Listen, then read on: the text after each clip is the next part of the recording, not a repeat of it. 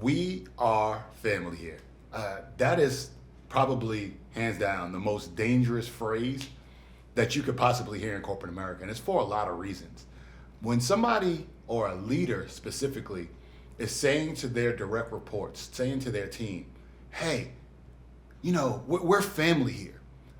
What they're really saying, the translation is, hey, I want you to sacrifice your boundaries. I want you to work late for free. Don't question the dysfunction you see, because we're all family. So you should be able to overlook a lot of the things that are either not happening that's supposed to be right, or a lot of things that are wrong.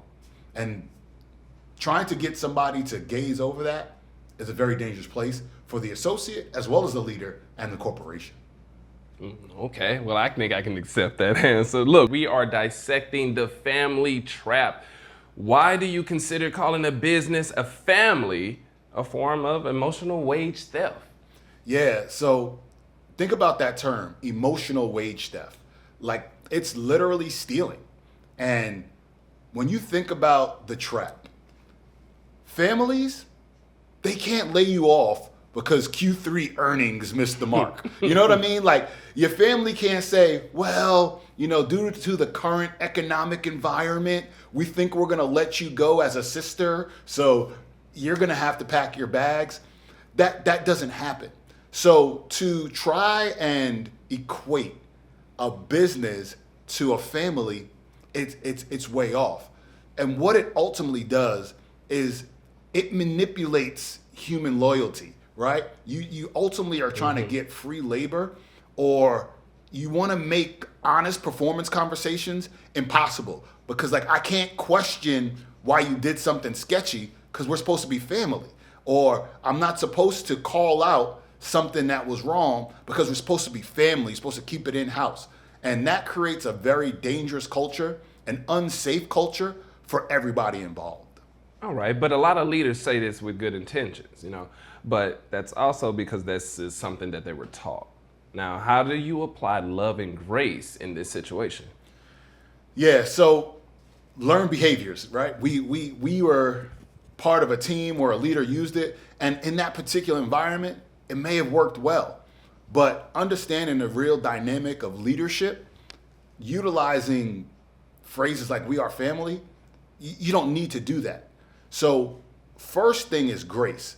And through grace, you have to recognize that you inherited this from an old school corporate culture. That's what they used to use to keep people together, keep people as a team. That's gone. We're in a different age, it's a different time, so we need to have new and improved ways to help lead teams. Then the love part, that's the real work. And it's respecting your team enough to call it what it is, right? It's a transaction from a corporate space. It's a high valued professional partnership. You are required to pour into them. That's what you're gonna give. And they're required to give back the effort needed to get the work done. So it's a partnership. It's not a family. But just like a partnership, it can be dissolved later from either side. And that's the real of what true leadership is.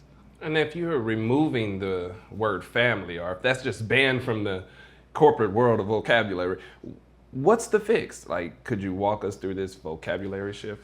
Yeah, so truth be told, we need to just delete that from all of our meetings, like all our all hands calls, all of our face-to-faces, all our one-on-ones. We need to delete family altogether from that. What we need to replace it with is something like a high performance team. And that's what it is. We are a collective, we're a group, a partnership, a high performance team that's gonna execute together towards a common vision. But we need to eliminate family, and we need to call things what it really is. What do your employees actually need from you? So when you're in this position, when you're the top dog, when you're the one hiring and firing, what do you believe your employees actually need from you? Yeah, so at the end of the day, what people are really looking for, what your team, what your direct reports are really looking for, they're looking for you to respect their boundaries. That's one. They want to be able to be mothers, fathers, children, whatever it is. They want to be able to be that in their home environment with their real family. So they want you to respect their boundaries, right?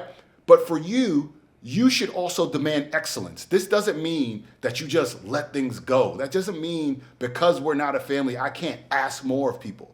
But we got to be able to truly do it in the right way, to be able to pour into them, remove the obstacles for them so that they can do it, right? And they want to know that they're there and they're being respected in their time. It's their choice. It's not a blood bond that keeps them there, right? They already have a family at home. They already got friends outside. So ultimately, the one thing they truly need you to do is to be a leader. So we need to go out, we need to pick up our cross, and we need to just go out and lead. As always, like, subscribe, share, tune into the lab. Let's get to work.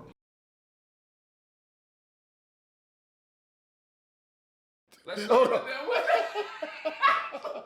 I couldn't. Why'd you do that? There was no reason for your laugh. I was holding it in, and I was like, maybe I can suppress it. All right, you gotta get serious. I'm talking about some serious stuff here.